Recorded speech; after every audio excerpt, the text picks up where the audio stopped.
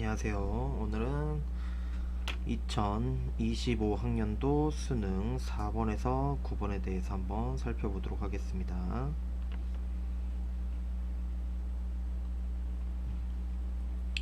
지금 가하고 나로 나와 있는 지문입니다. 이런 걸 우리가 지금 교과서에도 굉장히 많이 나오고 제가 몇 년 전부터 엄청나게 강조했던 건데, 이런 걸 우리가 주제 통합적 독서라고 얘기를 합니다. 주제 통합적 독서 또는 주제 통합적 읽기라고 하는데, 독서 단원에서도 나오고 지금 2022 개정 교육과정에서는 고1 교과서에서도 자주 나오는 개념이어서 이게 고1까지 내려갔다는 거 완전 기초 중에 기초가 됐다는 얘기가 되겠지. 그래서 우리가 이런 것들은 기저 근간에 나와 있는 논문을 먼저 알 필요가 있어. 예를 들어서 주제 토픽을 통합이 아니고 통합, 주제를 통합하겠다는 얘기야. 그러니까 예를 들어서 만약에 이순신이라는 토픽 주제를 줬다고 생각을 해봐. 그럼 이순신의 뭐 난중일기도 있을 수 있고, 그 다음에 이순신의 칼의 노래도 있을 수가 있겠지. 그리고 이순신에 대해서 이순신 전이라는 것도 있을 수가 있을 거야. 그러면 이순신 전은 말 그대로 전기야. 칼의 노래는 소설입니다. 난중일기는 일기야, 수필이죠. 그러면 지금 만약에 얘를 1번, 2번, 3번 글이라고 가, 나, 다 글이라고 생각하셔도 돼. 그러면 얘네들의 공통점은 뭐야? 그치? 공통점 자체는 주제, 토픽이 이순신 장군이라는 점에서 공통점이 있는 거야. 근데 차이점을 봤더니 수필, 소설, 전기, 그니까 뭐야? 갈래도 다르겠지. 그럼 갈래가 다르면 당연히 형식도 다르겠죠? 관점도 작가에 따라 다를 수 있겠지. 그러니까 요게 포인트야. 주제 통합적 독서는 주제만 동일한 거야. 근데 갈래나 형식이나 관점이 다른 글을 줌으로써 이런 갈래의 이런 형식, 이런 관점의 글과 이런 갈래의 이런 형식, 이런 관점의 다른 글들을 보다 보면 다양한 관점, 다양한 형식, 다양한 갈래의 다양한 의견을 가질 수가 있게 되겠지. 그러면 이런 다양한 것들을 보게 되면 이 이순신이라는 주제에 대해서 훨씬 더 상위 독서를 할 수 있다. 이게 주제 통합적 독서의 핵심이라고 보시면 되겠습니다. 학교든 학원이든 선생님들이 이런 논문을 먼저 공부하고 지식을 보셔야 훨씬 더 집중이 좋고 이해가 잘 될 텐데, 이런 걸 안 본다는 게 문제가 있는 거야 지금. 그래서 제가 정규 때도 가르칠 때 이렇게 가르치는 거야. 만약에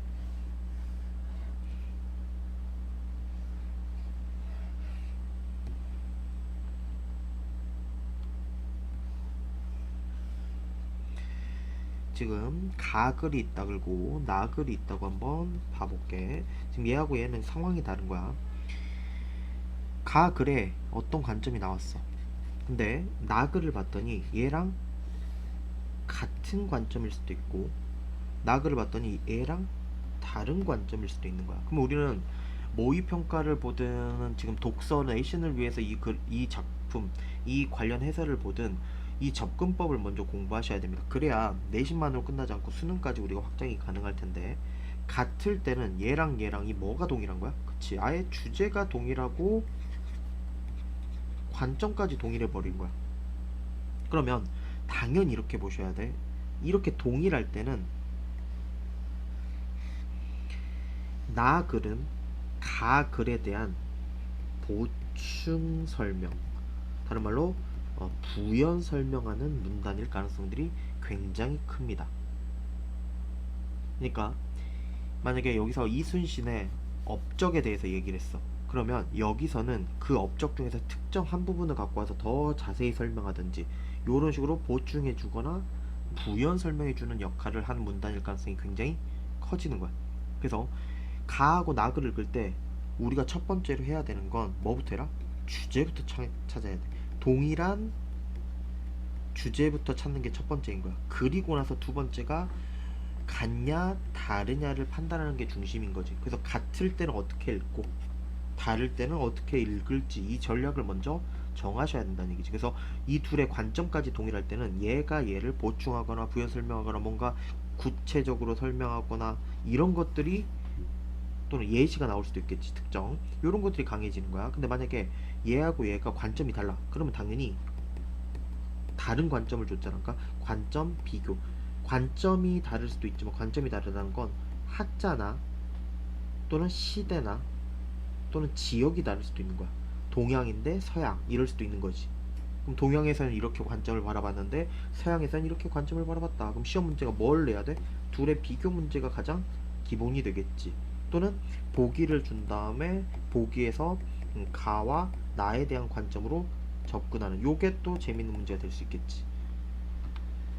요런 식으로 우리가 접근을 하셔야 됩니다. 그래서 주제 통합적 읽기는 첫 번째 동일한 주제가 뭔지를 먼저 찾는 거고, 두 번째 가하고 나글이 같은 관점 형식인 내용인지 관련인지 다른 건지를 판단해서 그거에 맞는 전략적인 접근이 중요하다.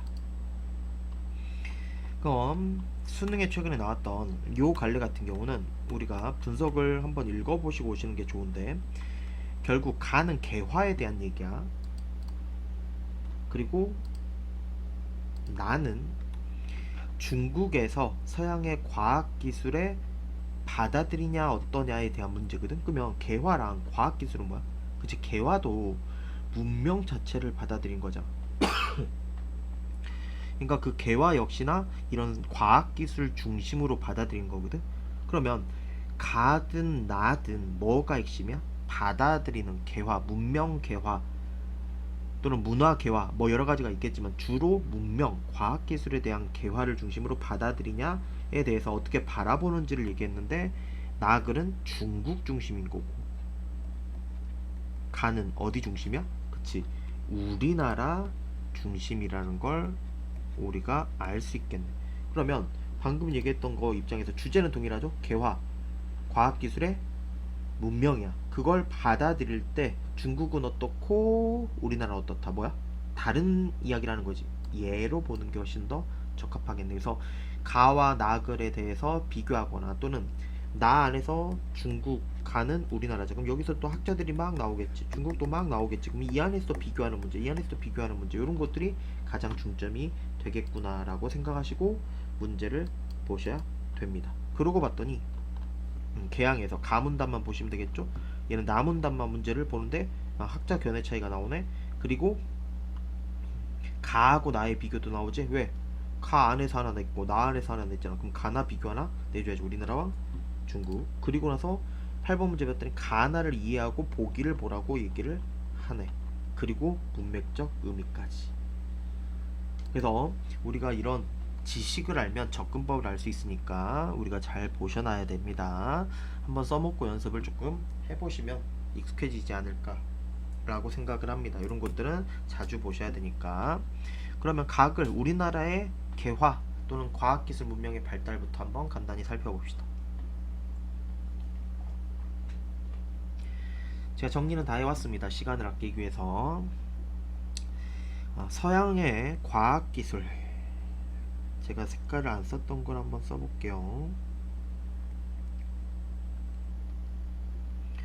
서양의 과학기술 천주교 수용을 반대했던 척사파들의 주장은 개항 이후에도 지속됐지만, 근데 개화는 거스를 수 없는 대세였다는 거지. 무조건 이루어질 수밖에 없는 거야. 근데 개화를 한다는 건 개항이야. 개항, 항구를 열어야 개화가 되겠지. 그 전에는 통치자의 통치 행위로서 변화하는 세상에 대한 지식 확장과 피통치다에 대한 교화를 의미했다. 그러니까 이게 개항 이전, 여기서는 개항 이전의 개화에 대해서 얘기를 하고 있네. 개화가 지금 과학기술 문명의 발달과 그걸 받아들이는 건데, 개항 이전에 먼저 얘기를 했지. 그리고 개항 이후를 얘기를 하네.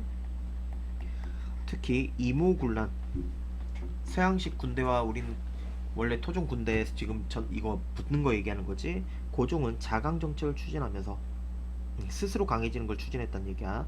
반서양 정서의 교정을 위해 한성순보라는 걸 발간을 했다. 이 신문은 신문이라는 얘기죠. 개화 개념을 서양 기술과 제도의 도입을 통한 인지의 발달과 풍속의 진보를 뜻했답니다. 이 개념에는 인민이 국가의 독립주권의 소중함을 깨닫는 의식 변화가 내포되었고 통치자의 입장에서 수용 가능한 문명의 장점을 받아들여 국가의 진보를 달성한다는 의미도 담겨있는. 그래서 개항 이전과 개항 이후가 지금 변화가 보이죠. 그래서 이 변화 과정, 이 개화에 대한 개념의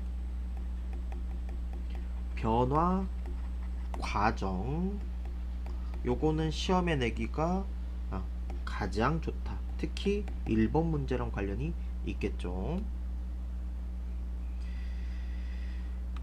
그 다음 3문당 개화당의 한 인사가 제시한 개화 개념은 성문화된 규정에, 그러니까 성문화됐다는 건 이미 규정에 있다는 얘기지. 법전이나 이런데 대민 정치에서의 법적 처리 절차 실현 등 서양 근대 국가의 통치 방식으로의 변화를 내포하는 것이었다. 그는 개화 실행 주체를 여전히 왕으로, 개화 실행의 주체가 아직도 왕이야. 개화 실행 주체로서 왕의 역할이 사라진 것은 언제부터다? 갑신정변. 그래서 요게 이어지다가 또 중요한 순간이 갑신정변이야.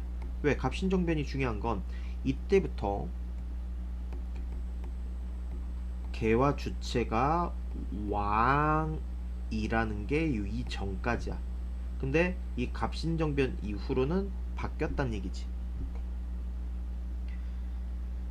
봅시다. 갑신정변의 개화 개념은 통치권에 대한 도전으로뿐 아니라 개인의 사욕을 위한 것으로 표상되었다. 이후 개화 개념은 국가 구성원을 조직하고 동원하기 위해 부정적 이미지에서 벗어나야 했고 6.1준의 서유견문을 저수로 하며 개화 개념에 덧붙여진 부정적 이미지를 떼어내고자 했다. 이후 간영된 대한매일신보 등의 개화 개념은 국가 구성원 전체를 실행. 그럼 보이시네. 여기서 나왔죠?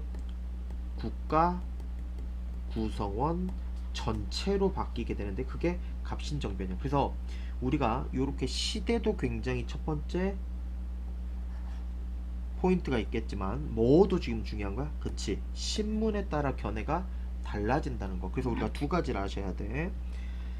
이 개화의 개념이 제가 이 자주색으로 표현한 것처럼 시대에 따른 개화 개념의 변화도 굉장히 중요하겠지만 두 번째, 신문에 따른 개화 개념의 변화도 중요하겠다. 따로 공부를 해서 요약을 해 놓으시는 게 좋아요. 뭘 내든 상관없습니다.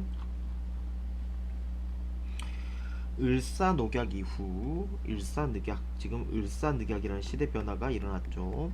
개화 논의는 문명에 대한 본격적인 논의로 이어졌다. 대한자강의 주요 인사들은 서양 근대 문명을 수용해서 근대 국가를 건설하고자 앞서 문명화를 이룬 일본의 지도를 받아야 된다. 그치? 일본이 먼저 문명화가 됐고 그리고 우리나라가 된 거잖아. 그래서 우리나라가 지금 일본의 침탈을 그 시대에 받았던 거죠. 이들은 서양 근대 문명의 주체를 주체인식의 중고로 삼았기 때문에 민족 주체성을 간과, 요게 포인트지. 이런 상황에서 박은식이라는 사람 아까 시험 문제에서 물었죠. 근대 국가 건설과 새로운 주체 형성에 주목하여 문명에 대한 견해를 제시했는데 그 기본 전략이 문명의 물질적 측면인 과학은 서양으로부터 수용을 하되, 근데 정신적 측면, 물질은 과학이고 정신적 측면인 철학은 유학을 혁신하여 재구성. 그러니까 물질적 측면은 서양 걸 받아들이고 정신적 측면은 우리의 것, 동양 유학을 가져가자. 이게 박은식의 핵심이었단 얘기지. 박은식의 핵심은 뭐다?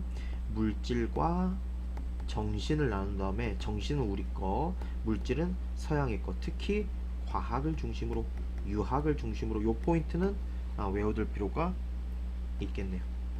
굉장히 중요한 포인트가 나와버렸네.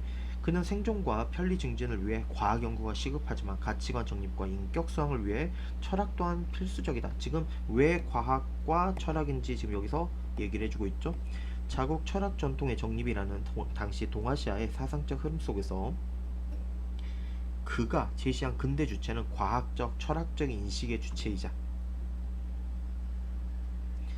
실천적 도덕 수용의 주체로서의 성격을 띠는 것이다. 지금 주체의 변화도 보이셔야 돼. 개화의 주체가 원래는 왕이었어. 언제까지? 갑신정변 전까지. 근데 갑신정변 이후로 국가 구성원 전체로 바뀐 거고, 박은식은 그 주체를 뭐라고 얘기한 거야? 이 국가 구성원 전체겠지만 그들은 과학적 철학적 인식의 주체여야만 되고 실천적 도덕 소양의 주체로서 구성할 수 있는 사람들을 얘기하고 있다라고 우리가 볼 수가 있겠네요. 그래서 제가 요렇게 한번 정리를 해놨으니까, 정리된 거 한번 갖고 왔으니까 한번 보시고 스샷을 때려서 보셔도 됩니다. 보통 마더통에서 이렇게 정리를 하고 있으니까 남은 단으로 가봅시다. 중국에 대한 이야기를 합니다. 중국이 서양의 과학과 기술에 전면적인 관심을 기울인 때는 아편전쟁 이후였다. 중국도 시대별로 나눠야죠. 아편전쟁 이후로 발달, 그 다음에 받아들이는 목적을 가졌다는 얘기지. 전쟁 패배에 따른 위기감은 반세기에 걸쳐 근대화의 추진과 함께 의욕적인 기술 수용으로 이루어졌지만 청일전쟁의 패배는 기술 수용만으로는 부족하다는 인식을 낳았다. 아편전쟁 이후로 시작이 됐고 청일전쟁 때 깨달음을 얻은 거야. 기술만으로는 부족하다. 그럼 아까 박은식은 뭘 중시했어? 그쵸, 기술뿐만 아니라 정신도 해야 된다. 우리 것 이렇게 얘기했지. 20세기 초반 진정한 근대를 이루기 위해 기술 배후에서 작용하는 과학 정신을 사회 전체에 이식하려는 시도가 구체화되었다. 그러면서 엔프, 천두슈라는 사람들의 지금 차이를 보셔야 돼. 둘을 비교할 수 있어야 됩니다. 관점 견해 차이를. 엔프는 국가 간 벌어지는 약육강식의 경쟁을 부각하고 경쟁에서 승리하려면 기술뿐만 아니라, 그치, 기술도 발전해야 되지만 정신적 자질이 뒷받침돼야 된다. 그치. 그러면서 정신적 자질 중에 뭐가 더 중요하다? 과학적 사유 능력이 가장 중요하다. 정신을 뒷받침해야 되는데 그 중에 과학적 사유 능력이 가장 중요하다는 얘기야.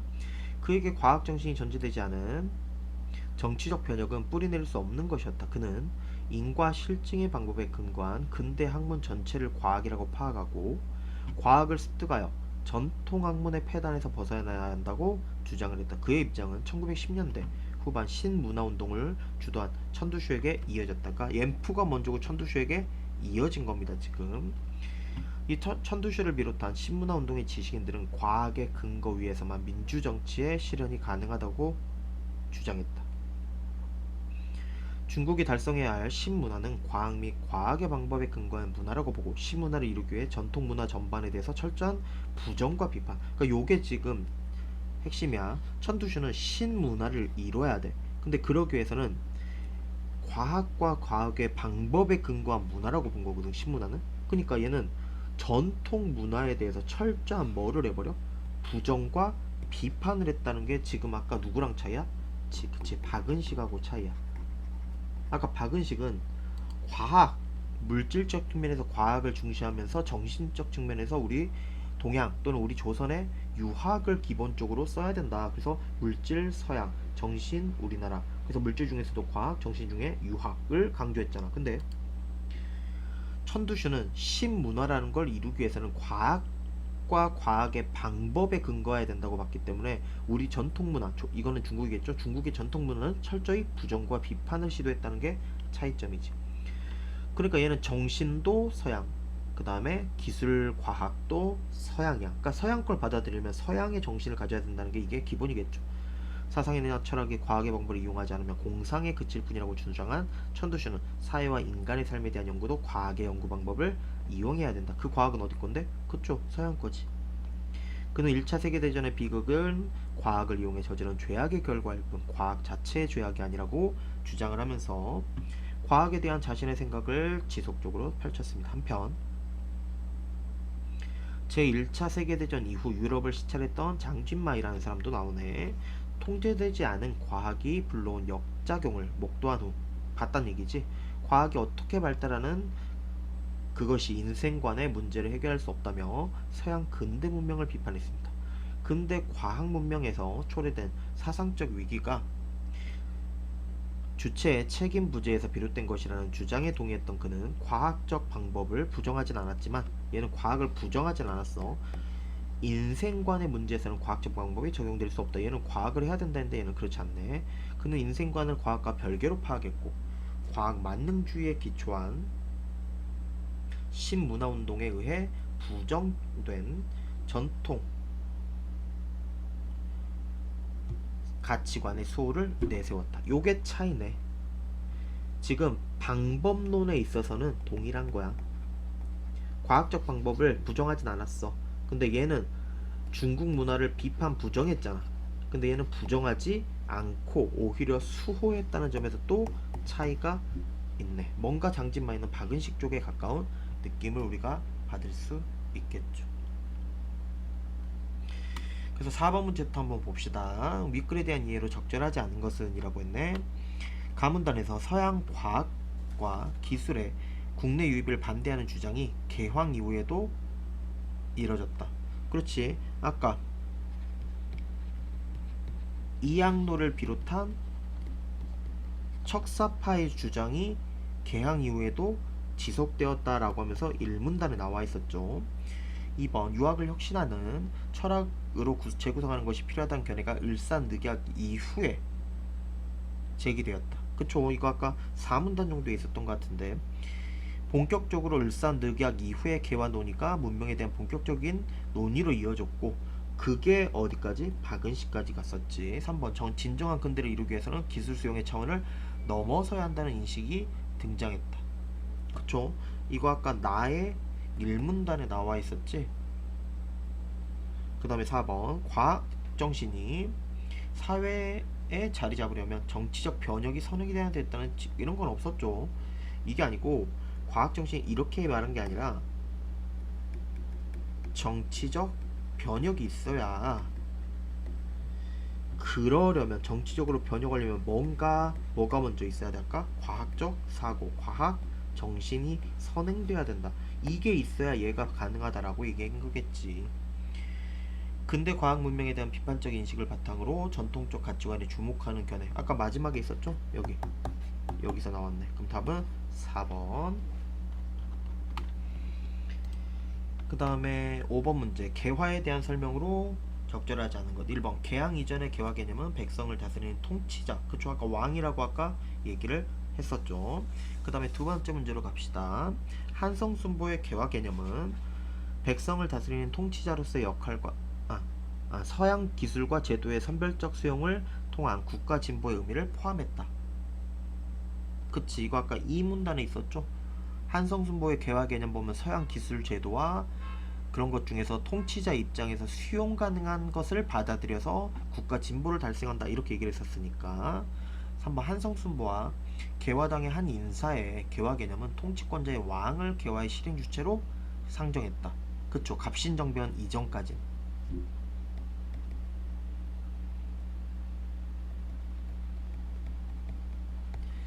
개화의 실행 주체로 왕에게 역할을 부여하지 않은 갑신정변의 개화 개념은 그쵸? 이때 이후로 구성원으로 전체로 확대가 됐었지. 통치권에 대한 도전 가능하겠고 대한매일신보 발간에 이르러서야 국가 주권과 결부된 개화 개념 아니지. 아까 이거 언제 나왔댔어? 갑신정변 그러니까 이모군란 이후에 한성순보가 나온 거고 그 다음에 대한매일신보는 언제 나온 거야? 그 전부터지. 그래서 요거는 한성순보의 개화 개념에서 이미 인민이 국가의 독립주권의 소중함을 깨닫는 의식 변화가 내포되었다라고 얘기를 했었잖아. 그러니까 답은 5번. 결부된 건 이미 그 전에 한성순보에서도 나왔단 얘기지. 천두슈와 장진마이 아까 얘는 과학이나 이런 걸 받아들이려면 그런 사고해야 된다고 얘는 과학 그런 걸 받아들이는 건 부정하지 않았어. 그치만 사고는 중국 거. 그래서 뭔가 천두슈는 박은식과 반대, 장진마이는 뭔가 박은식과 비슷하다. 아까 우리가 이렇게 이해를 했었지. 가장 적절한 거 1번 전통사상은 과학 및 과학정신과 양립할 수 없는 관계에 놓여있다. 얘는 천두슈는 가능하지. 근데 장진마이는 안되겠지.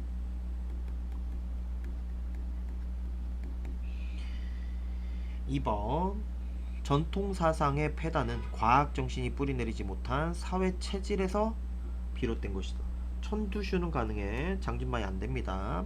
과학을 이용하는 과정에서 문제가 발생할 때에도 과학적 방법. 그치? 과학적 방법은 둘 다 부정하지 않았지. 답은 3번 하셔야겠네. 4번 서양의 과학정신을 전면적으로 도입하면 당면한 국가의 위기를 충분히 극복할 수 있다. 천두슈는 되죠? 안 됩니다.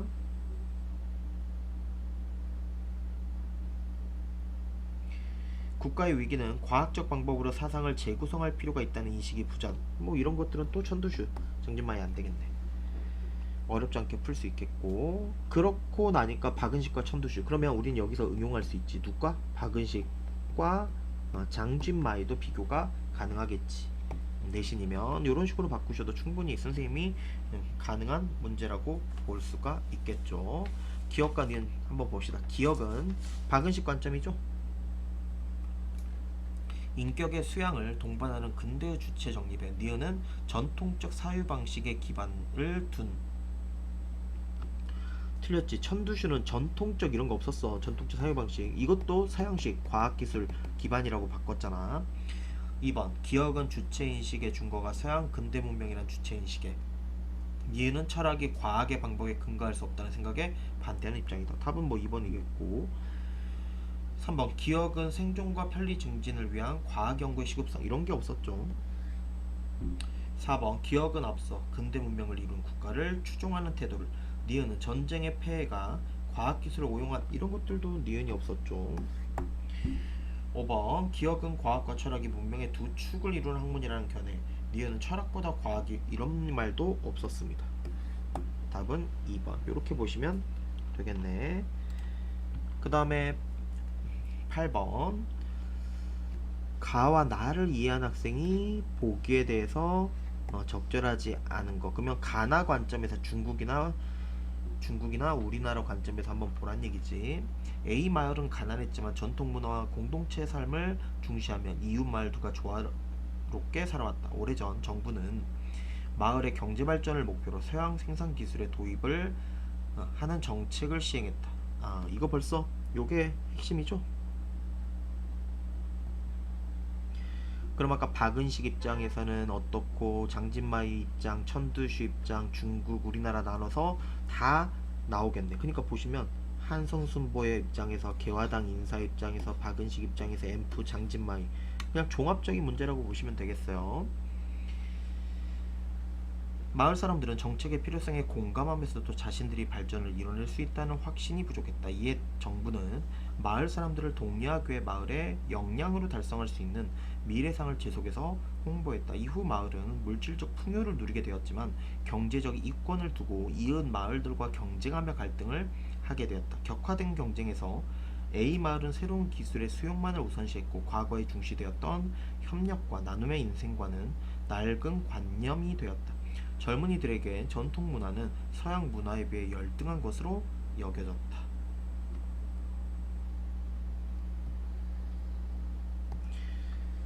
요런 거에 대해서 박은식이나 장춘마이는 굉장히 반대를 하겠죠. 봅시다. 적절하지 않은 걸 고르랬네. 1번 한성순보를 가능한 취지는 서양에 대한 반감을 줄이는 데 있다는 점에서 보기에서 정부가 서양의 생산 기술을 도입으로 변화하게 될 마을을 홍보한 취지와 부합하겠군. 이런 말이 안 되죠. 마을을 홍보한 취지랑은 전혀 부합하지 않는다. 아까 이 한성순보에서는 이 목적이 뭐였어? 이게 아니라? 그치. 이 고종이 얘기하기를 반서양 정서의 교정을 위해서 발간했다고 했지, 이런 얘기는 전혀 답이 되지 않네요. 1번 맞겠네. 2번 가에서 개화당의 한 인사의 개화 개념에 내포된 개화의 지향점은 통치 방식의 변화와 관련이 있다는 점에서 보기에 내세운 목표와 다르겠군. 그치? 전혀 다른 얘기를 하고 있는 거니까. 3번 박은식에서 과학과 구별되는 철학의 중요성을 강조했으므로 보기에서 젊은이들의 자문화에 대한 인식 변화는 가치관 정립을 위한 철학. 그치? 박은식은 서양, 물질에서는 서양, 그 다음에 정신에서는 우리나라의 유화. 근데 왜 여기서는 문제가 생겼겠어? 얘는 있겠지. 근데 얘가 없는 거야. 철학이 부재했기 때문이라고 판단을 하겠지. 그런 면에서 장진마이도 비슷하겠죠. 과학적 방법의 한계, 이건 인정했다니까. 근데 과학적 방법으로 해결할 수 없는 거야. 이런 것들은 정신의 문제이기 때문에. 그에 비해 천두슈나 앰프 요런 사람들은 경쟁에서 승리하기 위한 조건으로 기술과 정신적 자질을 강조했으므로 보기에서 마을이 기술의 수용만을 중시하며 마을 간 경쟁에서 승리할 수 없다. 요게 답이 요건 가능한 정답이 되겠지. 그래서 요런 면으로 봤을 때 1번. 그래서 이 사람들의 관점을 본 다음에 이 마을에 적용하는 문제니까 어렵지 않게 풀 수 있겠네요. 뭐 어휘는 잘 보시면 되겠고. 그래서 최근 수능에 나왔던 지문 주제 통합적 독서였는데 이 견해를 알아두시고 적용하는 연습을 하시면 괜찮을 듯 싶습니다. 정리 한번 잘해주시면 되겠네요. 고생하셨습니다.